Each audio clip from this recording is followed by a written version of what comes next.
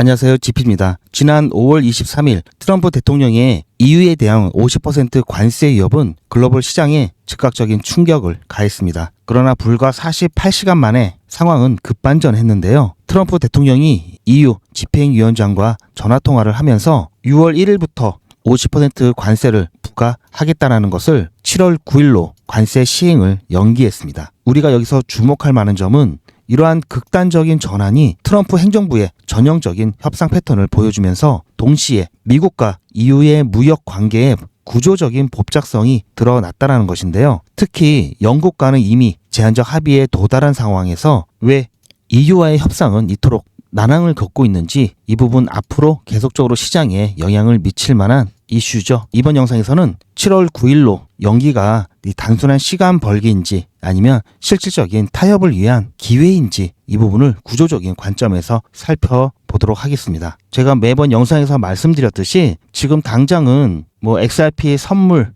ETF, 이것저것 아무리 호재가 나오고 막 이래도 이거 다 필요 없다고 말씀드렸죠. 지금 당분간은 이 관세, 소송, 이거 두 가지만 생각하시면 된다고 했습니다. 따라서 관세 중요하죠. 본 내용 시청 전에 좋아요 먼저 꾹 눌러주시길 바랍니다. 그럼 본격적인 내용 시작해 보도록 하겠습니다. 현재 리플 XRP 같은 경우에는 3,257원, 일봉이 바뀌고 나서 횡보하는 모습이 나타나고 있죠. 제가 여러분들께 항상 영상에서 설명드렸었던 이 평행 채널 관점이 어쩌면 변경될 수도 있겠는데요. 변경된다면 여러분들께 가장 먼저 말씀드릴 테니 여러분들 제 영상 계속해서 시청 부탁드리고요. 지금 살짝 이탈을 한 상태입니다. 하지만 평행 채널 이 하단 추세선을 지속적으로 두드리고 있으면서 재진입을 시도하고 있는데요. 조금 더 확대해서 1시간 봉으로 살펴보겠습니다. 제가 지난 토요일 영상에서 여기까지 진행이 됐을 때였죠. 이 구간 진행이 됐을 때 이렇게 한번 다시 올려준 다음에 중간에 다시 한번 리테스트가 나왔다가 이렇게 상승할 수 있다, 이 관점 말씀해 드렸는데요. 그러면서 5월 24일 스탑헌팅 후 10소까지 나오고 선물 롱 포지션이 대량으로 청산이 되고 다시 반등하다가 리테스트가 한번 나올 수 있습니다. 놀라지 마세요, 이렇게 말씀을 드렸죠. 그리고 리테스트 예상 가격인 3,240원 이하 가격에서 추가 매수 진행하셔도 좋다라고 안내를 드렸습니다. 나머지는 소통방에서 상세 설명 참고하시길 바랍니다 라고 말씀을 드렸었는데요. 제가 말씀드렸던 가격보다도 더 많이 내려왔죠. 어쨌든 제가 올라가려고 할 때 여기 이 구간에 있을 때 다시 한번 반등이 나오면서 다시 리테스트 나올 수 있다라고 안내를 해드리면서 추가 매수 하실 분 여기서 하라고 안내해 드렸죠. 이때 가격이 3,240원 이하였습니다. 물론 3,200원까지 하락이 나왔었죠. 어쨌든 제가 보는 관점, 여전히 이 자리는 추가 매수를 진행하셔도 좋았을 자리다라고 말씀을 드리고요. 제가 이번 주 안에는 특별한 이슈가 없는 한, 특히 관세라든지 이런 부분이 없는 한 3,400원 이 가격 라인까지 회복할 수 있다라고 안내를 드렸습니다. 여전히 그 관점은 유효하다고 볼 수 있고요. 문제는 아까 처음에 인트로에서 말씀드렸듯이 얼마 전까지만 해도 이 미중 간의 무역 갈등이었죠. 지금은 미국과 EU와의 갈등이 점차 고조되고 있다라는 건데요. 이 여부에 따라 시장은 또 한 번의 충격 내지 반등을 보일 수 있기 때문에 이 부분 우리가 항상 염두를 해두고 우리가 미리 예측해서 자리를 잡아놓는 것이 아니라 이러한 상황들이 왔을 때 그때그때 상황에 맞춰 적절한 대응을 하는 게 가장 베스트다. 이렇게 말씀을 드리면서요. 오늘 인트로에서 말씀드렸던 EU와의 갈등에 대해서 드러나지 않은 많은 분들이 잘 모르고 있는 그 부분에 대해서 안내해드리는 시간을 갖도록 하겠습니다. 여전히 제가 여러분들께 XRP 가격이 쭉 이렇게 올라가는 것이 아니라 이렇게 오르락 내리락 하면서 이 채널 안에서 움직일 거다라고 안내를 드렸죠. 그 이유는 리플 XRP 뿐만 아니라 이 가상화폐, 암호화폐, 비트코인을 제외한 이 코인들 같은 경우에는 관세로 인한 트럼프발 이 무역 불확실성이 여전히 진행 중인 상황이죠. 특히 이 리플 XRP 같은 경우에는 여기에다가 법적 불확실성까지 여전히 남아있는 상태입니다. 그렇기 때문에 이 두 개에 대한 내용들이 어떻게 나오는지에 따라서 이렇게 오르락내리락 할 수밖에 없고요. 이런 움직임이 나올 수밖에 없다라는 그런 객관적인 사실을 인정하고 나면은 이 부분은 바로 기회가 될 수가 있습니다. 굉장히 중요한 포인트고요. 이에 대한 근거로는 지금 셀 아메리카 해서 자, 미국 정부의 이 재정 적자에 대한 극복 이 의지가 조금 약하다라고 보는 것이 자, 이 감세 정책에 대한 부분이죠. 자, 감세법을 진행하고 있다라는 부분. 그리고 자, 따라서 이 부분은 자, 미국의 달러의 약세를 가지고 오고요. 자, 미 국채 이 채권에 대한 수요를 약화시켰죠. 자, 최근 미국의 30년 만기 이 국채 수익률은 자, 5.15%를 넘어섰는데요. 자, 이렇게 자, 5%가 넘었던 구간은 2023년 이 부채 위기가 최고에 이르렀을 때 그때 수준이죠. 자, 20년 만기 미국의 국채 수익률도 5%가 넘었습니다. 자, 2024년 9월부터 연준은 이 정책 금리를 100bp 인하하기 시작했는데요. 이 연준의 정책 금리의 목표로 삼는 실효 연방 기금 금리라고 하죠. EFFR이라고 합니다. 자, 이게 5.33에서 4.33까지 100bp 인하가 되었습니다. 자, 하지만 9월 중순 이후에 이 30년 만기 미 국채의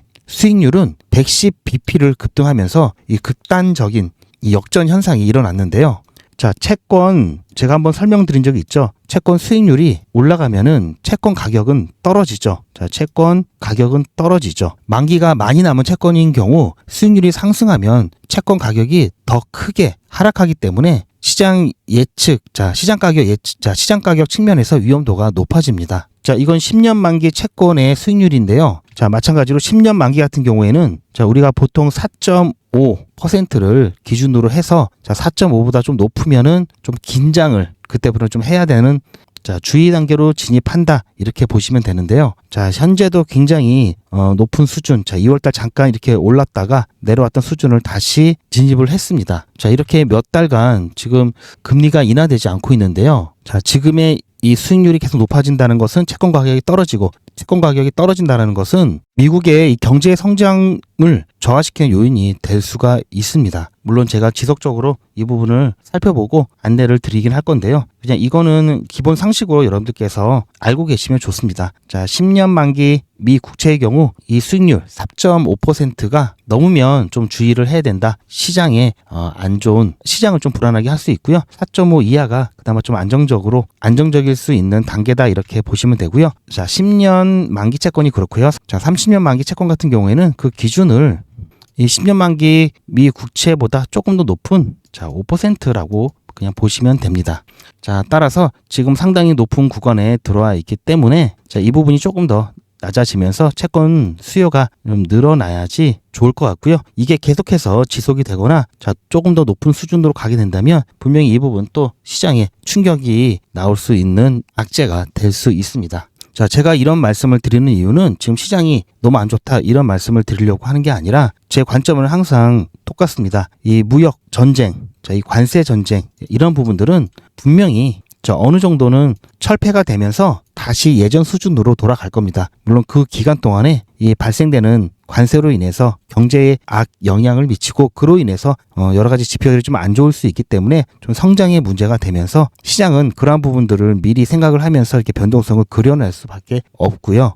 하지만 시간이 지나면 해결이 될 문제다. 그렇기 때문에 자, 우상향에 대한 부분 관점 변함이 없는데요. 어쨌든 변동성을 만들어낼 수밖에 없는 그런 상황이기 때문에 자, 이런 부분들은 반드시 대응을 해야 된다라고 제가 항상 말씀을 드리죠. 자, 이제는 자, EU와 자, 미국에 대해서 어떤 배경이 있었는지 또 어떻게 변동성을 만들어 갈 것인지에 대해서 말씀드려 보도록 할 건데요. 자, 이 내용까지 하고 말씀드리면 제가 까먹거나 또 잊어버릴 수 있기 때문에 미리 여러분들께 잠깐 안내 말씀을 드릴 건데요. 자, 지금 횡보하고 있지만 여전히 큰 변동성들이 나타날 가능성이 굉장히 높죠. 자, 그러다 보니까 여러분들께서는 이런 상황을 정확히 알지 못한 상황에서는 자, 이렇게 가격이 내려간다든지 또는 올라가게 될 경우에 절대 매수하지 말아야 될 자리에서 매수하시는 분들도 계시고요. 또는 매도하지 말아야 될 자리에서 패닉셀 하시는 분들이 많이 계십니다. 따라서 이러한 부분들은 자, 아무래도 정확한 정보가 부족하기 때문이고요. 또 여러분들을 불안하게 만드는 사람들이 굉장히 많죠. 그런데 선동돼서 여러분들이 패닉셀 그리고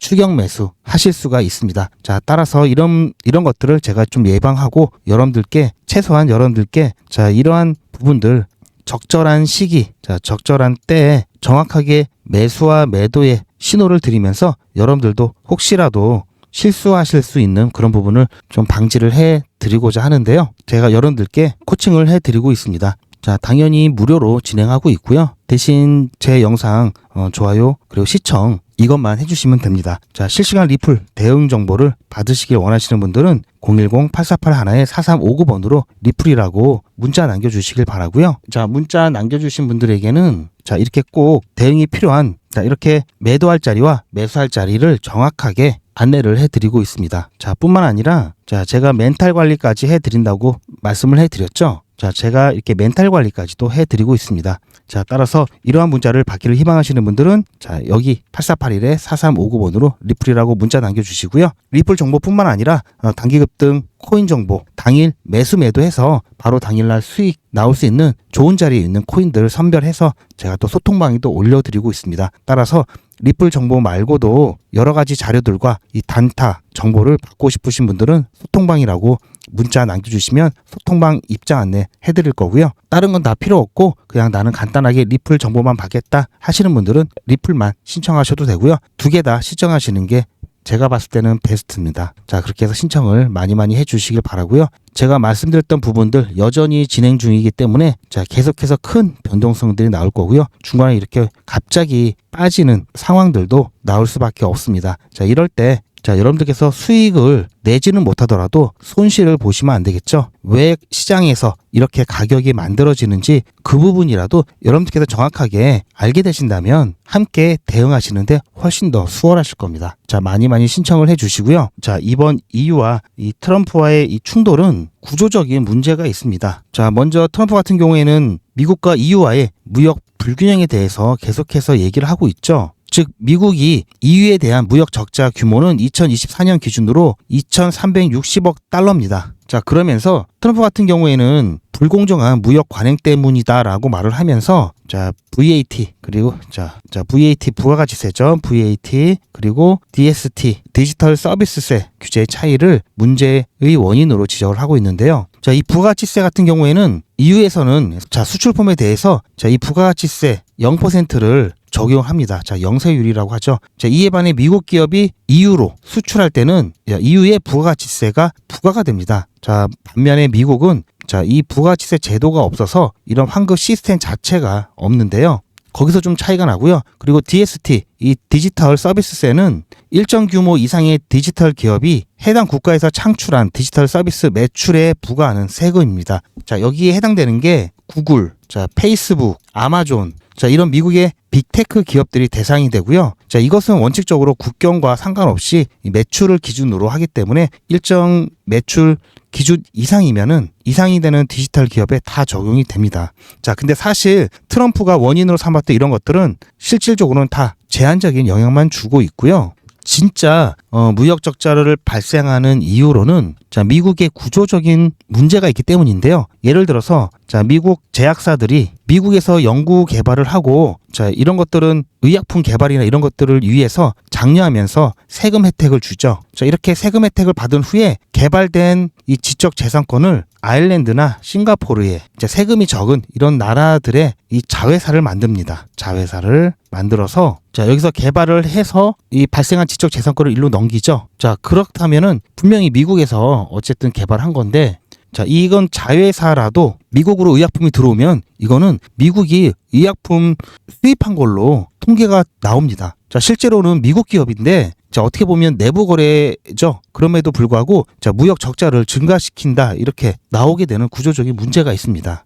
자, 미국의 아까 이 EU에 대한 무역 적자가 제가 처음에 2,360억 달러라고 말씀을 드렸죠. 자, 그런데 제약 부분에 대한 무역 적자가 올해 초 같은 경우에는 2025년도 기준으로는 자, 이 EU에 대한 무역 적자가 3천억 달러 정도 되고요. 제약 부분에 대한 무역 적자가 이 중에서 2천억 달러입니다. 따라서 제약 부분을 제외한 나머지는 1천억 달러 정도밖에 안 되죠. 자, 결국 미국과 EU의 이 무역 불균형을 가장 크게 만드는 것은 이 글로벌 제약사와 같은 자, 이것은 제약 부분뿐만 아니라 다른 부분도 마찬가지입니다. 이 글로벌 기업들의 세금을 적게 내려고 하는 이 절세 전략과 공급망 구조에 문제가 있다고 볼 수가 있습니다. 즉 미국과 EU의 불균형의 가장 큰 문제는 구조적인 문제로 글로벌 기업의 절세 전략, 자, 이 부분과 관계가 깊다라고 볼 수 있고요. 자, 여기에 또 중국의 변수가 있죠. 자, 중국이 또 어떻게 또 연관이 되어서 문제를 굉장히 복잡하게 만들 수 있습니다. 자, EU 같은 경우에는 중국이 계속해서 좀 강경한 입장을 취해줬으면 하는 그런 바람이 있고요. 자, 이번에 미국은 48시간 만에 다시 말을 바꿔서 자, 7월 9일 날 자, 이 관세 50% 연기했죠. 굉장히 의사결정이 빠릅니다. 그런데 EU는 27개국이 조율을 하고 뭐 이에 대한 과정이 있어야 되기 때문에 이게 느릴 수밖에 없죠. 어떻게 보면 미국의 거의 일방적인 그런 액션이라고 좀 볼 수 있고요. 결국 48시간 만에 자, 이렇게 반전이 이루어졌지만 자, 사실 이거를 협상으로 보기에도 좀 애매하죠. 그리고 정작 중요한 거는 아까 전에 제가 말씀드렸던 이런 구조적인 문제, 이런 부분들이 표면화되지 않았습니다. 자, EU에서도 사실은 이런 부분 때문에 억울하죠. 그래서 쉽게 EU도 물러설 수가 없는 문제고요. 자, 중국도 미국과 강대강 구조로 갔었죠. 자, EU도 미국과 강대강 구도로 간다면 이 글로벌 시장에 있어서 긴장은 커질 수밖에 없습니다. 자, 따라서 자, 앞으로 이제 6주 정도 남았는데요. 이 6주 동안 여러 가지 또 시장에 큰 변동성을 만들어낼 수 있는 그런 잡음들이 발생할 가능성이 충분히 있습니다. 하지만 중국과 미국의 케이스를 우리가 봤을 때도 끝까지 가진 않을 것이다. 그런 기대를 좀 해볼 수가 있고요. 마찬가지로 EU도 막강하죠. 자, 이거는 그나마 EU와 중국이니까 그렇게 할 수 있는 거고요. 나머지 나라들은 그랬다가는 손실이 더 크겠죠. 자, EU는 생각보다 복잡합니다. 아까 말씀드렸듯이 27개국 나라가 회원국으로 있기 때문에 다양한 이해관계가 있고요. 또 그러다 보니까 여러 나라들이 또 입장 차이가 다 있죠. 이거를 또 하나로 모으고 또 27개국끼리에도 또 협상을 하고 얘기를 하고 조율해야 되는 부분이 있기 때문에 당연히 의사결정이 느릴 수밖에 없고요. 트럼프가 답답해할 수밖에 없겠죠. 하지만 트럼프가 의사결정이 빠른 만큼 변덕이 심하고 계속 바뀌는 이런 모습 때문에 시장은 자, 어느 정도는 좀 지쳐가고 신뢰가 좀 떨어진다면 EU 같은 경우에는 한번 결정하는데 시간이 좀 많이 걸리고 느린 부분이 있지만 일단 한번 결정이 되면 번복하기가 어렵습니다. EU는 신뢰도가 그래서 높은 편입니다. 자, 그래서 EU의 결정, 시장의 안정성을 줄 수 있는 충분한 모멘텀이 될 수 있다. 이렇게 좀 말씀을 드리고 싶고요. 아무튼 그냥 뉴스나 이런 데서 단순히 자, EU, 미국이 50% 때린다. 자, 그래서 시장 내려가고 자, 이걸 7월 9일로 연기했다. 단순히 이렇게 올라가고 자, 이런 문제만 있는 것은 아닙니다. 그 이면에 깔려있는 여러 가지 문제점들을 파악을 해야 자, 이 반등이 얼마만큼 빨리 올 것인지 얼마만큼 반등할 것인지 이 부분에 대한 전망도 나오는 거겠죠. 지금 자, 이렇게 오르다가 다시 회복하다가 좀 주춤거리는 이유는 아직 EU에 대한 입장이 나와 있지 않고 이 구조적인 자, 글로벌 기업에 대한 구조적인 문제점은 자, 드러나지도 않았고 그로 인해서 이 부분이 논의의 대상이 된다면 그 논의 해결이 쉽지만은 않을 수도 있다. 자, 이것을 또 시사하겠죠. 자, 아무튼 이 부분 제가 계속해서 지켜보면서 여러분들께 제 관점 공유를 해드릴 거고요. 공유 받으시는 방법은 아까 안내해드렸죠. 010 자, 8481-4359번으로 자, 리플 또는 소통방 여러분들 신청하셔서 제 관점 실시간으로 공유 받으시길 바랍니다. 자, 오늘 영상은 여기까지고요. 저는 더 좋은 내용과 인사이트로 찾아뵙겠습니다. 시청해 주셔서 감사합니다.